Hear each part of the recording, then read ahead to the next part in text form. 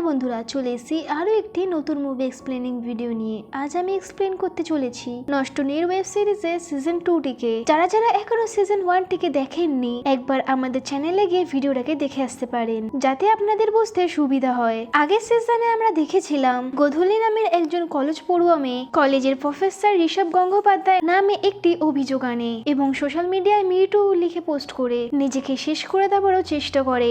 গোধূলির দাবি ছিল তার হবু সন্তানের বাবা ঋষভ স্যার, সেই কারণে ঋষভের নামে মামলা হয়। তবে ঋষভের স্ত্রী গোধূলির সাথে দেখা করতে যায় এবং একে একে তখন অপুর সামনে ঋষভের বিভৎস চেহারা উঠে আসে। তার কিছুদিন পরেই গোধূলি মারা যায়। তখন অপু ঠিক করে সে ঋষভের সাথে আর থাকবে না। আর সেই দিন তখন ঋষভের কলেজে সাসপেনশন লেটারে সবাই সাইন করছিল, তখন অপুও সেই লেটারে একটা জোরালো সাইন করে বাড়ি ফেরে এবং অপু জানতে পারে সে আবার মা হতে চলেছে। সে বুঝে উঠতে পারছিল না সে আনন্দ করবে না দুঃখ করবে। এখানে শেষ হয়েছিল প্রথম সিজনটি। সিজন 2 এর শুরুতেই আমরা দেখতে পাই ঋষভ এসে দরজা ধাক্কায় এবং তাড়াতাড়ি করে অপুকে বাইরে বেরোতে বলে আর জানতে চায় সে কেন না বলে তার কলেজে গিয়েছে। অপু বাইরে বেরিয়ে আসলে ঋষভ তার উপর চিৎকার শুরু করে আর বারবার জিজ্ঞাসা করতে থাকে সে কেন তাকে না বলে তার কলেজে গিয়ে সাইন করেছে। অপু তখন পরিষ্কার জানিয়ে দেয় যে যেটা করেছে সে একদম ঠিক কাজ করেছে, এটা তার অনেক আগেই করে ফেলা উচিত ছিল। ঋষভের মা ঋষভকে সান্ত্বনা দিয়ে বলে যদি তুই কিছু না করে থাকিস তাহলে তোর কিছুই হবে না। তবে তোর বউ অপুর এত সাহস কিভাবে হলো যে তোকে না বলে কলেজ চলে গিয়েছে। ঠিক তখনই অপু ঘরে ঢুকে নিজের জামা কাপড় গোছাতে শুরু করে। তখন অপুকে অপুর শাশুড়ি মা ঋষভের সাথে একটু একা কথা বলতে বলে। সে বলে তোমরা একটু ব্যক্তিগতভাবে কথা বলে নাও। এটা শুনে অপু খুবই রেগে যায় আর বলে আমাদের মধ্যে ব্যক্তিগত আর কিছুই নেই, সবকিছু হাটে বাজারে ছড়িয়ে গেছে। এইদিকে অপুর বেস্ট ফ্রেন্ড নিমু তার বয়ফ্রেন্ড সৌম্যকে বলে আপাতত দৃষ্টিতে যে একটা আইডল কাপল নষ্ট হয়ে যেতে পারে সেটা বুঝতে পারিনি। সৌম্য তখন বলে আইডল কাপল বলে কিছু হয় না, যাকে বেশি পারফেক্ট মনে হয় তাদের সম্পর্কের ভেতরে গন্ডগোল থাকে। এইদিকে রাতে শোবার সময় অপু তার মেয়ে মিঠিকে বুঝিয়ে রাখে যে কাল সকাল হলেই তারা এখান থেকে চলে যাবে। মিঠি বুঝে উঠতে পারে না যে তার মা কোথায় যাওয়ার কথা বলছে, তবে ছোট্ট মেয়েটির চোখে যেন অনেক প্রশ্ন যেগুলোর উত্তর যেন সে খুঁজছে। মিঠিকে ঘুম পাড়িয়ে অপু নিমুকে ফোন করে। অপু তখন অনেক কান্না করতে থাকে যে এতদিনের গোছানো সংসার এভাবে ধূলিসাৎ হয়ে যেতে পারে। অপু সেটা কিছুতেই মেনে নিতে পারছিল না। নিমু তখন অপুকে অনেক সান্ত্বনা দেয় এবং মনের সাহস যোগায়। সকাল হতেই অপু রেডি হয়ে যায় এবং নিজের রুমটা শেষবারের মতো দেখতে যায় অপু। কিন্তু অপু সেখানে পরিস্থিতি দেখে চিৎকার করতে লাগে কারণ ঋষভ অনেকগুলো ঘুমের ওষুধ খেয়ে নিচে পড়ে রয়েছে। অপু তখন বুঝতে পারে ঋষভ আত্মহত্যা করার জন্যই এতগুলো ঘুমের ওষুধ খেয়েছে। এরপর সবাই মিলে তাড়াহুড়ো করে ঋষভকে হসপিটালে নিয়ে যায় এবং ঋষভকে সেখানে অ্যাডমিট করা হয়। তখন সেখানে আমরা ঋষভের বন্ধু এবং কলিগ প্রশান্তকে দেখতে পাই। সে তখন দাঁড়িয়ে মুচকি হাসি হাসছিল, কিন্তু কি কারণে এই হাসি তা বোঝা যায়নি। ঋষভের এই অসুস্থতায় অপু খুবই ভেঙে পড়ে। তখন হসপিটালে নিমু আসে এবং অপুকে সান্ত্বনা দেয়, কিন্তু ঋষভের মা এবং ঋষভের ছোট ভাই ঋষভের এই অবস্থার জন্য অপুকেই দায়ী করে। এদিকে প্রশান্ত কলেজের স্টাফ রুমে সমস্ত কলিগদের সাথে কথা বলে এবং ঋষভের সাসপেনশনটা যাতে আটকে দেওয়া যায় সেই নিয়ে সবাইকে কনভিন্স করার চেষ্টা করে। এদিকে ডক্টর জানায় ঋষভের অবস্থা খুবই ক্রিটিক্যাল, তবে তারা যথাসাধ্য চেষ্টা করছে। অন্যদিকে আমরা এটা দেখতে পাই কেউ একজন পেপারে সেই ঋষভের ঘটনাটা খুব মনোযোগ দিয়ে পড়ছে এবং সে তখন খুব রাগ করে একটা গ্লাস ভেঙে ফেলে এবং ঋষভের একটি ছবি ছিঁড়ে ফেলে রাখে। পরের দিন সকাল হতে অপু তৈরি হয়ে বেরিয়ে পড়ে ঋষভকে দেখতে যাওয়ার জন্য। ঠিক তখনই মোবাইলে মিঠির স্কুল থেকে একটা ফোন আসে এবং তাকে জানানো হয় মিঠি স্কুলে পড়ে গিয়ে কপাল ফেটে গেছে। অপু তখন খুব ভয় পেয়ে যায় এবং তাড়াহুড়ো করে চলে যায় মেয়েকে নিয়ে আসতে। এদিকে আমরা দেখি ঋষভের কলিগরা আলোচনা করছে তারা ঋষভকে দেখতে যাবে। তখন সেখানে একটা মেয়ে আসে যার নাম হচ্ছে সুরমা। সে এই কলেজে অফিস সহকারী হিসেবে নতুন জয়েন করেছে। সুরমা তখন একগুচ্ছ ফুলের তোড়া নিয়ে আসে ঋষভকে দেওয়ার জন্য। সে জানায় সে যেহেতু এই শহরে নতুন এসেছে তাই তাকে এখানে থাকার জন্য একটা নতুন বাড়ি খুঁজতে হবে, আর তাছাড়া তার মাকে একটু ডাক্তার দেখাতে হবে, এই জন্য সে ঋষভকে দেখতে যেতে পারবে না। এদিকে অপু স্কুলে গিয়ে সিকিউরিটি গার্ডকে জানায় মিঠিকে নিয়ে আসতে। ঠিক তখনই সেখানে নিমু চলে আসে আর অপু তখন নিমুকে সবকিছু খুলে বলে। অন্যদিকে ঋষভের সব কলিগরা তার সাথে দেখা করতে যায় এবং পৃথা ফুলগুলোকে সাজিয়ে রাখে ঋষভের রুমে। হঠাৎ করে ঋষভের খুব হাঁচি হতে শুরু করে। সবাই মনে করে ঋষভের হয়তো ঠান্ডা লেগেছে, কিন্তু সাথে সাথে শ্বাসকষ্ট শুরু হয়ে যায় ঋষভের। এদিকে মিঠি আসলে দেখা যায় মিঠি একদমই সুস্থ। আর ক্লাস টিচার জানায় যে তারা স্কুল থেকে কোনো অপুকে ফোন দেয়নি। অপু তখন ফোন আসা সেই নাম্বারটি টিচারকে দেখায়, কিন্তু টিচার তখন জানায় এই নাম্বারটি তাদের স্কুলের না। অপু তখন বারবার সেই নাম্বারে কল করে, কিন্তু ফোনটা বন্ধ পায়। এই ব্যাপারটা নিয়ে অপু অনেক অবাক হয় এবং দুশ্চিন্তা নিয়ে সে হসপিটালে ফিরে যায়। সেখানে গিয়ে অপু জানতে পারে ঋষভের অনেক শ্বাসকষ্ট হচ্ছে। ঠিক তখনই অপু সেখানে লক্ষ্য করে সেই ফুলের তোড়া এবং ডক্টরকে জানায় গ্ল্যাডিওয়ালা ফুলে ঋষভের অ্যালার্জি রয়েছে। তখন স্মিতা অনেক বেশি অবাক হয়ে যায়, কারণ স্কুল থেকে গ্ল্যাডিওয়ালা এনেছিল এবং স্মিতাই সেটা রুমে সাজিয়ে রেখেছিল। স্মিতা তখন এই বিষয়ের জন্য সরি বলে। অপু তখন তাকে আশ্বস্ত করে বলে কারোর তো এই কথা জানার কথা না, নিজের মানুষ ছাড়া কেউই জানে না যে তার গ্ল্যাডিওয়ালাতে অ্যালার্জি রয়েছে। অন্যদিকে সেই অজ্ঞাত একজনকে দেখতে পাই যে ঋষভের ছবির সামনে কয়েকটা গ্ল্যাডিওয়ালা ফুল রেখে দিয়েছে এবং পরম আনন্দে তার উপর হাত বোলাচ্ছে। কে এই ব্যক্তি এবং কি তার মোটিভ সেটা আমরা গল্প এগোলেই জানতে পারবো। এইদিকে হসপিটাল থেকে ফিরে এসে স্মিতা অপুকে বোঝানোর চেষ্টা করে যে সে যাতে তার সংসারটা সামলে নেয়। সে বলে ঋষভকে যেন ক্ষমা করে দিতে। তবে ঋষভ হয়তো অপুকে খুবই ভালোবাসে, কারণ ভালো না বাসলে ঋষভ হয়তো আত্মহত্যার মতো বড় স্টেপ বেছে নিত না। পরের দিন ঋষভের মা অপুর কাছে গিয়ে চিৎকার করে বলতে থাকে আর কত শাস্তি দেবে আমার ছেলেকে, ওকে কি মেরে তারপর তুমি শান্তি পাবে। সে তখন অপুকে আরো বলে ঋষভের কেসটা তুলে নিতে। অপু তখন কোনো কথা না বলে সেখান থেকে চলে যায় এবং অনেক কান্না করতে থাকে, কারণ সে কি করবে কিছুই বুঝে উঠতে পারছিল না। গোধূলির কেসটি ইয়ারিং আজ, কিন্তু গোধূলির বোন কোর্টে আসেনি, যে গোধূলির কেসটার প্রধান সাক্ষী ছিল। তাই উকিল বাবু অপুকে বোঝানোর চেষ্টা করে যে গোধূলির নিজের পরিবারই তার সাথে নেই, তাহলে সে কেন গোধূলির জন্য নিজের সংসারটাই এভাবে ভেঙে দিচ্ছে সে আরেকবার চিন্তা করে দেখতে পারে। অন্যদিকে আমরা দেখতে পারি গোধূলির খুড়তো বোন সাক্ষী দিতে কোর্টে যেতে চেয়েছিল, কিন্তু তার মা তাকে কিছুতেই যেতে দেয়নি এবং গোধূলির কাকু বোঝায় যে গোধূলি চেয়েছিল তার মেয়ে যেন কলকাতায় গিয়ে পড়াশোনা করে, কিন্তু এসব করলেই কিছুতে সে তার পড়াশোনাটা কলকাতায় চালিয়ে যেতে পারবে না। এদিকে হঠাৎ করে ঋষভের খুব ঘাম হতে শুরু করে এবং তার মধ্যে প্যানিক অ্যাটাক শুরু হয়ে যায়। ঋষভ প্যানিকে ছটফট করতে থাকে, সে কি করবে বুঝে উঠতে পারে না। ঠিক তখনই সেখানে একটা নার্স চলে আসে আর ডাক্তার এসে তাকে একটু স্বাভাবিক করার চেষ্টা করে এবং এসিটা অন করে বলে এসি অফ করতে কে বলেছে। তখনই সেখানে অপু চলে আসে এবং নার্স জানায় পেশেন্ট পার্টি থেকে কেউ একজন কল করে এসি অফ করে রাখতে বলেছিল। যে কথাটা শুনে অপু এবং ডক্টর দুজনেই অবাক হয়ে যায়। এই ঘরে তো কোনো রকম এক্সস্ট নেই, তার উপর যদি এসি বন্ধ করে দেওয়া হয় তাহলে তো সে আরো কষ্ট পাবে। অপু বলে আমরা কখনোই এরকম কোনো কল করিনি, কারণ ঋষভের ক্লস্ট্রোফোবিয়া আছে, এইভাবে শ্বাস বন্ধ করে থাকতে পারে না। নার্স তখন জানায় পেশেন্ট পার্টি 10:40 ফোন করে বলেছে যে পেশেন্টের ঠান্ডা লেগে যেতে পারে, তাই এসিটা অফ করে রাখতে। অপু ফোনটি করেনি, কিন্তু অপুর দেওর রিতম অপুর ওপর খুব রাগারাগি করে, কারণ সে মনে করে অপুই হয়তো ফোনটা করেছে। অপু বারবার বোঝানোর চেষ্টা করে যে ফোনটা সে করেনি, কিন্তু রিতম কিছুতেই বিশ্বাস করতে চায় না। উল্টে সে অপুকে বলে দাদা যদি মারা যায় তাহলে কি তুমি ইন্স্যুরেন্সের টাকা বেশি পাবে, এই বলে সে সেখান থেকে রাগ করে চলে যায়। দেওর রিতমের মুখে এরকম কথা শুনে অপু একদম ভেঙে পড়ে। তখন নিমু অপুকে শান্ত করার জন্য একটা ক্যাফেতে নিয়ে যায় এবং তাকে জিজ্ঞাসা করে যে তার কাছে যে ফোনটা এসেছে সেই নাম্বারটা কি সে চেনে। অপু জানা সে নাম্বারটা চেনে না, কারণ নাম্বারটা আননোন নাম্বার। নিমু তখন অপুর কাছ থেকে সেই আননোন নাম্বারটা চায় আর জানায় সেই নাম্বারটা সে একজন পরিচিত ব্যক্তিকে দেবে যে বের করে দিতে পারবে এই নাম্বারটা কার। রাতের বেলা নিমু সৌমর ক্যাফেতে যায়। অপুর কাছে আননোন নাম্বার থেকে কল আসাটা তাদের কাছে খটকা লাগে। তখন নিমু এবং সৌম বুঝতে পারে কেউ হয়তো ইচ্ছা করে অপুকে ফোন করে বলেছিল তার মেয়ে মিঠির কপাল ফেটে গেছে, যাতে অপু দেরি করে হসপিটালে পৌঁছায় এবং আজও কেউ ফোন করে এসিটা বন্ধ করে দেয় যাতে ঋষভ শ্বাসকষ্ট হয়ে মারা যায়। হয়তো কেউ ঋষভকে মেরে ফেলতে চাইছে। এদিকে আমরা দেখি সুরমার মায়ের ফোনটা হারিয়ে গেছে, তাই সুরমা তার মাকে নতুন একটা স্মার্টফোন এনে দিয়েছে, কিন্তু তার মা সেই ফোনটার কিছুই বুঝে উঠতে পারছে না, তাই তার মা তাকে বলে ফোনটা চালানো শিখিয়ে দিতে। এদিকে অপু তার ফোনের রাইট কলারটা ডাউনলোড করে নেয় আর দেখে ওই আননোন নাম্বারটা কোনো একজন মনোরমা বিশ্বাস নামের মহিলা চালায়। এদিকে আমরা সুরমাকে দেখি যার মায়ের পুরনো ফোনটা তার কাছে লুকানো অবস্থায় রয়েছে।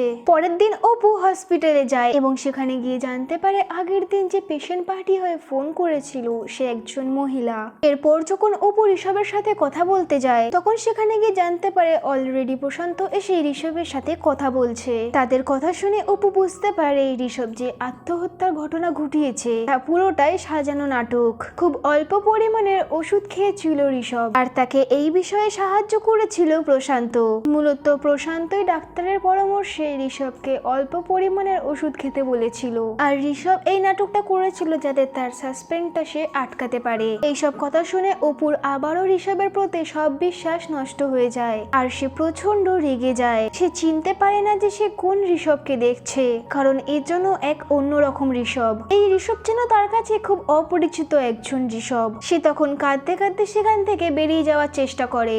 অপুর তখন সেখানে শ্বাসকষ্ট শুরু হয়ে যায়। তাড়াতাড়ি করে নামতে গিয়ে সে সিঁড়ি থেকে পড়ে যায় এবং চিৎকার করে কাঁদতে শুরু করে, আর বলতে থাকে তাকে যেন এক্ষুনি ডাক্তারের কাছে নিয়ে যাওয়া হয়, কারণ অপু প্রেগনেন্ট। আর অপুর এই কথাটি রিতম উপর থেকে শুনতে পারে। এদিকে সুরমা তার মায়ের সাথে নতুন একটা বাড়িতে ওঠে। অপু যে প্রেগনেন্ট তার এই কথাটা সবাই বাড়িতে জেনে যায়, তাই সবাই অপুকে কংগ্রাচুলেশন জানায়। ঋষভের মা এবং রিতম অপুর সাথে তখন অনেক মিষ্টি সুরে কথা বলে। তখনই সেখানে নিমু আসে এবং অপুকে বলে এই খবরটা তুই আমাকেও জানালি না, অর্থাৎ অপু যে প্রেগনেন্ট এই খবরটা সে নিমুকেও জানায়নি। অপু নিমুকে জানায় ঋষভ যে আত্মহত্যা করতে চেয়েছিল সেটা পুরোটাই মিথ্যা, সবই সাজানো। এটা শুনেও নিমু খুব অবাক হয়ে যায়। অপু বলে এই কেসটায় আমার কোথাও একটা পৌঁছাতে হবে, না হলে আমার অনাগত সন্তান আমাকে ক্ষমা করবে না। আমি গোধূলি এবং গোধূলি সন্তানকে চলে যেতে দিয়েছি শুধুমাত্র ঋষভকে আঁকড়ে ধরে সত্যিটাকে মিথ্যে ভেবে। এর প্রায়শ্চিত্ত আমাকে করতেই হবে। তখন নিমু জানায় মেয়েটা তাকে ফোন করেছিল কারণ সে কিছু একটা চায়, সে ঋষভ তার ভালো চায় না।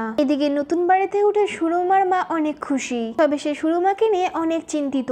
মূলত সুরমার বাবা ঋষভের কলেজে অফিস সহকারী হিসেবে চাকরি করত, কিন্তু সে মারা যাওয়ার পর সুরমা তার বাবার পরিবর্তে অফিস সরকারি হিসেবে জয়েন করেছে। তাই সুরমার মা চাক সেই জন্য একটা ভালো চাকরি করুক, তাই সে তাকে প্রস্তুতি নিতে বলে। সুরমা তখন জানে সে সবকিছুরই প্রস্তুতি নিচ্ছে। পরের দিন অপু রিতমরা গিয়ে ঋষভকে হাসপাতাল থেকে বাড়িতে নিয়ে আসে। তখন অপু খেয়াল করে দেখে টেবিলের ওপর মিষ্টির প্যাকেট রাখা রয়েছে, তাই সে কাজের মেয়ে রুমিকে জিজ্ঞেস করে মিষ্টিগুলো কে দিয়ে গেছে। তখন সে বলে উল্টো দিকে বাড়িতে নতুন ভাড়াটিয়া এসেছে, পুজো ছিল হয়তো তাই মিষ্টি দিয়ে গেল। অপু তখন জিজ্ঞেস করে জল মিষ্টি দিয়েছিলিস তো? তখন রুমি জানায় জল মিষ্টি দিতে এসে দেখে সে চলে গেছে, তাই দিতে পারিনি। ঋষভের মা তখন অপুকে বলে ঋষভকে নিয়ে ঘরে যেতে। এরপর ঋষভ রুমে এসে দেখে বিছানার ওপর একটা গিফট রাখা রয়েছে। ঋষভ মনে করে এই গিফটটা হয়তো অপু তার জন্য রেখেছে, কিন্তু অপু জানায় সে এটা দেয়নি, হয়তো রিতম বা স্মিতা দিয়েছে। ঋষভ তখন অপুকে বলে চলো না সবকিছু নতুন করে শুরু করি, নতুন যে আসবে সে সবকিছু ঠিক করে দেবে। তখন অপু বলে আর যে নতুন আসতে পারলো না, যে চলে গেল তার কি হবে? ঋষভ তখন খুবই বিরক্ত হয় আর গোধূলিকে নিয়ে কোনো কথা বলতে চায় না। সে অপুকে জানায় গোধূলির পেটের বাচ্চাটা তার না। সে গোধূলিকে ভালোবাসতো ঠিকই, কিন্তু গোধূলি তাকে কোনোদিনও ভালোবাসেনি। গোধূলি শুধুমাত্র তাকে ইউজ করেছে। আর অপু বলে তুমি আমাকে ইউজ করেছো। তখন ঋষভ বলে সে অপুকে ইউজ করেনি, মিথ্যা বলেছিল, কারণ সে অপুকে হারানোর ভয় পেত। কিন্তু মিথ্যে বলার পর ঋষভের ভিতরে গিল্টি ফিল হচ্ছিল, আর সে অপুকে ভালো না বাসলে কখনোই সুইসাইড করতে যেত না। এসব কথা শুনে অপু ঋষভের দিকে তাকিয়ে মৃদু হাসতে থাকে, কারণ ঋষভ তার সামনে অবিরত মিথ্যা বলে যাচ্ছে, কারণ সে জানে ঋষভের সুসাইডের চেষ্টাটা ছিল পুরোপুরি সাজানো। এরপর ঋষভ সেই গিফটটা খুলে কিংস্টোন নামের একটি পারফিউম দেখতে পায়, আর সেখানে ঋষভের নামে একটা চিলকুট রাখা ছিল। ঋষভ বুঝতে পারে না কে তার জন্য এটা পাঠিয়েছে। এরপর আমরা সুরমাকে দেখি, সে ওয়াশরুমে গিয়ে আয়নার সামনে দাঁড়িয়ে নিজেকে দেখছিল। এরপর আমাদের ফ্ল্যাশব্যাক দেখানো হয় যেখানে ঋষভ লাইব্রেরিতে বসে বই পড়ছিল। সেখানে সুরমা এসে ঋষভের কাছে যায় এবং তাকে বলে আজকের লেকচারটা তার ভালো লেগেছে। এটা শুনে ঋষভও অনেক খুশি হয়। তখন সুরমা বলে যদি সে আবারও পড়াশোনা শুরু করে তাহলে সে অবশ্যই ঋষভ স্যারকে জানাবে। এতে ঋষভ খুব খুশি হয়। যখন সুরমা চলে যাচ্ছিল তখন ঋষভ বলে নাইস পারফিউম, কি ব্র্যান্ড ইউজ করো তুমি? তখন সুরমা জানায় কিংস্টোন, তবে এই পারফিউমটা তার বাবা ব্যবহার করতো, কিন্তু বাবা মারা যাওয়ার পর সুরমাই তার বাবার পারফিউমটি ইউজ করে। ঋষভ তখন সহানুভূতি দেখিয়ে সুরমার মাথায় হাত রাখে আর বলে আবারও পড়াশোনা করো, বাবা খুশি হবে। এই বলে সে সুরমার শরীর স্পর্শ করতে থাকে, আর সুরমা এগুলো মনে করে খুবই গিল্টি ফিল করতে থাকে। এদিকে অপু সেই মিষ্টির প্যাকেট খুলে দেখে সেখানেও একটা চিরকুট রাখা রয়েছে। চিরকুটে লেখা রয়েছে সত্যি খোঁজার জন্য অভিনন্দন। অপু তখন বুঝতে পারে না এর রহস্য কি। আজ রাতে সুরমা ঋষভকে ফোন করে এবং বলে উপহার ভালো লেগেছে স্যার। এই বলে সুরমা ফোনটা কেটে দেয়। ঋষভ বুঝতে পারে না যে কে এইসব করছে। এদিকে সুরমার মা সুরমাকে বিয়ের কথা বললে সে সেখান থেকে মন খারাপ করে চলে যায়। ঋষভ ঋষভ রিতমকে রুমে ডেকে জিজ্ঞেস করে সে এই পারফিউমটা তাকে দিয়েছে কিনা। রিতম জানায় সে এটি দেয়নি। সেই সময় ঋষভের ফোনে আবারও সুরমা ফোন করে। তখন ঋষভ জানায় তার একটা জরুরি কল এসেছে। এরপর রিতম বাইরে গেলে ঋষভ কলটি রিসিভ করে। তখন সুরমা ঋষভকে একটা ছন্দ শোনায়। ঋষভ তখন খুব ঘাবড়ে যায়। সে বুঝতে পারে না যে এইসব সুরমা করছে। সে তখন খুবই ভয় পেতে থাকে। এরপর রিতম অপুর রুমে যায় এবং তার সাথে বাজে ব্যবহারের জন্য সরি বলে এবং জানতে চায় যে সে ঋষভকে কোনো পারফিউম দিয়েছে কিনা। অপু জানে সে কোনো পারফিউম দেয়নি। উল্টে সে এটা ভেবেছিল যে এই গিফটটা হয়তো ঋষভকে রিতম বা স্মিতার মধ্যে কেউ দিয়েছিল, কিন্তু রিতম জানায় সে বা স্মিতা কেউ এই পারফিউমটা দেয়নি। রিতম জানায় এই পারফিউমের গন্ধে হয়তো ঋষভের অনেক প্যানিক হচ্ছে। এটা শুনে অপুর কিছুটা সন্দেহ হয়, তাই অপু ঋষভ ঘুমিয়ে গেলে তার রুমে যায় আর সেই পারফিউমটা খুঁজতে থাকে। অনেক খোঁজাখুঁজির পর সে ওই পারফিউমটা একটা ডাস্টবিনে দেখতে পায়। পারফিউমটা হাতে নিয়ে সে উল্টো দিকে বাড়ির দিকে তাকিয়ে থাকে, যে বাড়িটাতে সুরমা তার মাকে নিয়ে উঠেছে। অপু সুরমার বাড়ির দিকে তাকিয়ে কিছু একটা ভাবতে থাকে। এদিকে রাতে খাবার খাওয়ার সময় সুরমার মা সুরমাকে বলে সে যেন বিয়ে করে তার সংসারটা গুছিয়ে নেয়, কারণ সে মারা গেলে সুরমা একদম একা হয়ে যাবে। তাই সুরমাকে নিয়ে তার মায়ের অনেক দুশ্চিন্তা। তাদের কথা শুনে বুঝতে পারি সুরমার একটা ছেলের সাথে বিয়ে ঠিক হয়েছিল, কিন্তু কোনো এক কারণে সুরমার হবু বর তার বাড়িতে এসে সুরমাকে অকথ্য ভাষায় গালিগালাজ করে এবং বিয়েটাকে ভেঙে দেয়। এরপর সুরমা দৌড়ে তার রুমে এসে দরজাটা বন্ধ করে দেয়। এরপর সে কাউকে বারবার কল করতে থাকে, কিন্তু ফোনটা তখন বারবার বন্ধ পায়। ওই পার থেকে কলটি রিসিভ করে না, কিন্তু সুরমা অনেক কষ্ট পায় এবং কান্না করতে থাকে। কিন্তু কি কারণে ছেলেটি সুরমাকে বিয়ে করেনি সেই কারণটা সুরমার মা নিজেও জানে না। কিন্তু সবকিছু ভুলে গিয়েও সুরমার মা সুরমাকে নতুন করে জীবন শুরু করতে বলে। এই থেকে অপু নিমুকে ফোন করে এবং মিষ্টির বাস্কের মধ্যে চিলকুট পাওয়ার কথাটা জানায়। এর সাথে এটাও জানায় ঋষভের রুমে যে পারফিউমটা পাওয়া গেছে এটা রিতম বা স্মিতা কেউই দেয়নি, আর ঋষভের কোনো পারফিউমে অ্যালার্জি নেই। তাহলে হঠাৎ এই পার্টিকুলার পারফিউমের গন্ধে প্যানিক করবে কেন? অপু তখন জানায় এক একটা গন্ধে এক একটা স্মৃতি থাকে। নিমু তখন জানায় এই পারফিউমের গন্ধটা ঋষভের কোনো একটা স্মৃতিকে ট্রিগার করেছে। এরপর অপু সকালবেলা সুরমার বাড়িতে যায়। সুরমা তখন অপুকে ঘরে নিয়ে যায় এবং তার জন্য চা বানাতে রান্নাঘরে যায়। তখন সুরমা আনমনা হয়ে ঋষভ স্যারের কথা ভাবতে থাকে। এরপর আমাদের ফ্ল্যাশব্যাকের ঘটনা দেখানো হয়। একটা খোলা মাঠে সুরমা এবং ঋষভ মিলে চা খাচ্ছিল। সুরমা ঋষভ স্যারের সাথে সবকিছু শেয়ার করত।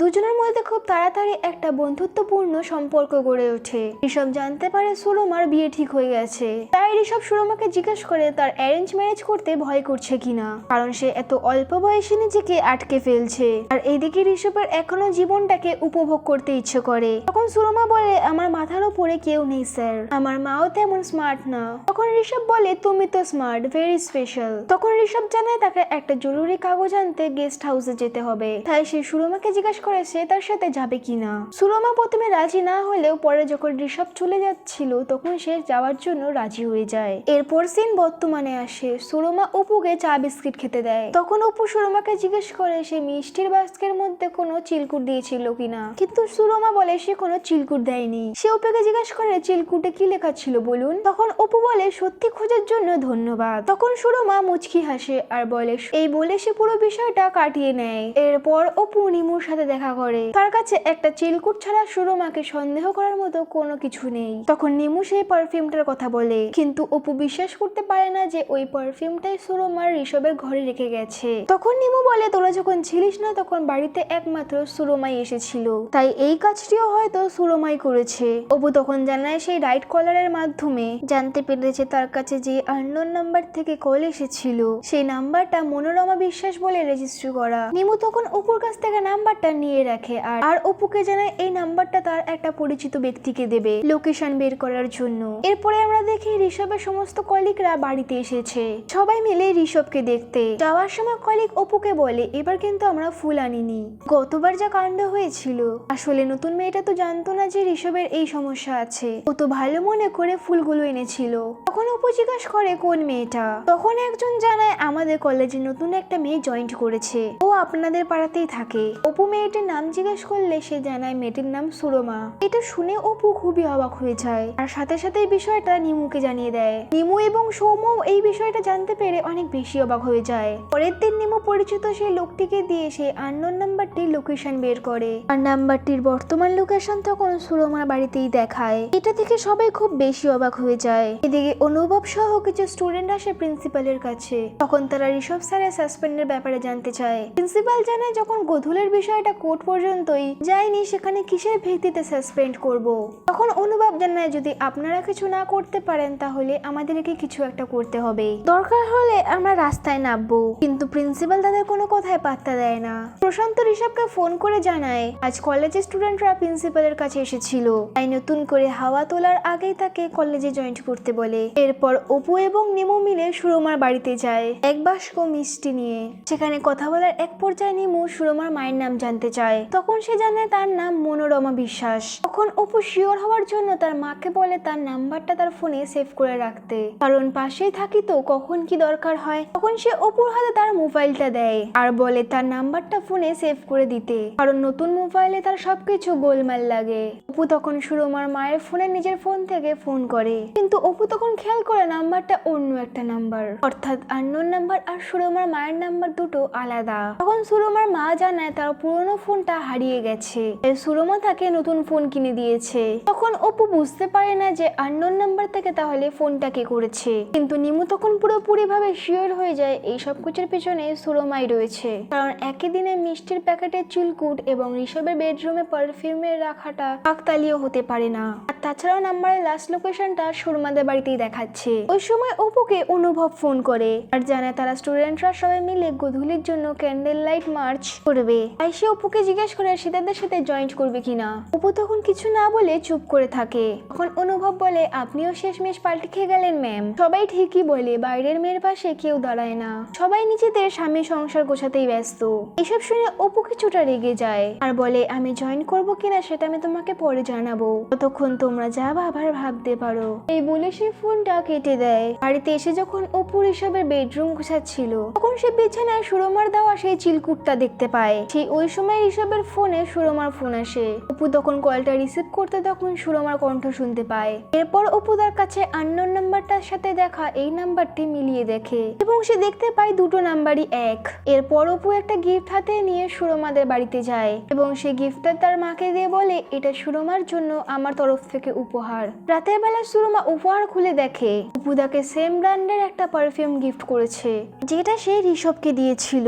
সুরমা তখন সেখানে একটা চিলকুট দেখতে পায় যেখানে অপু লিখেছিল সুরমার সাথে দেখা করে সে সত্যিটা জানতে চায়। তখন সুরমা অপুকে মেসেজ করে জানিয়ে দেয় যে কাল সকাল 11টায় তারা ক্যাফেতে দেখা করবে। পরের দিন সকালে তারা দুজন ক্যাফেতে দেখা করে। তখন অপু সুরমার কাছে সবকিছু জানতে চায়। সে সুরমাকে সমস্ত সত্যিটা বলতে বলে। এরপর আমাদের আবারও ফ্ল্যাশব্যাক দেখানো হয়। ওই দিন সুরমা সরল মনে ঋষভের সাথে গেস্ট হাউসে আসে। গেস্ট হাউসে আসার পর ঋষভের ভালো মানুষের চেহারাটা বিভৎস চেহারা রূপ নেয়। সে সুরমার শরীরের স্মেল নিতে থাকে, সুরমার শরীর স্পর্শ করতে থাকে। সুরমা তখন তাকে বাধা দিতে গেলে সে সুরমার কোনো কথাই শোনে না। এরপর সে সুরমার ইচ্ছের বিরুদ্ধে সুরমার সাথে শারীরিক সম্পর্ক করে। এরপরের দিন সুরমা অনেকবার ঋষভকে ফোন করে কিন্তু ঋষভ ফোন রিসিভ করে না। সুরমা তখন অনেক বেশি ভয় পেতে থাকে, কারণ ঋষভ তাকে বলেছে সে সুরমাকে বিয়ে করবে, কিন্তু এখন ঋষভ তার ফোন রিসিভ করছে না। তাই সুরমা ভয় পেয়ে কান্না করতে থাকে আর ঋষভকে মেসেজ করে বলে ফোনটা ধরতে। একটু পর ঋষভ মেসেজে রিপ্লাই করে। সুরমাকে সে বলে তাকে এখন দেখতে খুব ইচ্ছা করছে, তাই সে সুরমার কাছে তার একটা উলঙ্গ ছবি চায়। তাই সুরমা বাধ্য হয়ে তার একটা উলঙ্গ ছবি ঋষভকে পাঠায় আর ঋষভ সেই ছবি দেখে বাজে কাজ করে। পরের দিন সুরমা ঋষভকে ফোন দিয়ে অনেক কান্নাকাটি করে আর বলে আমি আর এইভাবে পারছি না স্যার, আমার এইসব ছবি ভিডিও দিতে একদমই ভালো লাগে না। সুরমা আরো জানায় সামনে তার বিয়ের দিন এগিয়ে আসছে, সে কি করবে কিছুই বুঝতে পারছে না।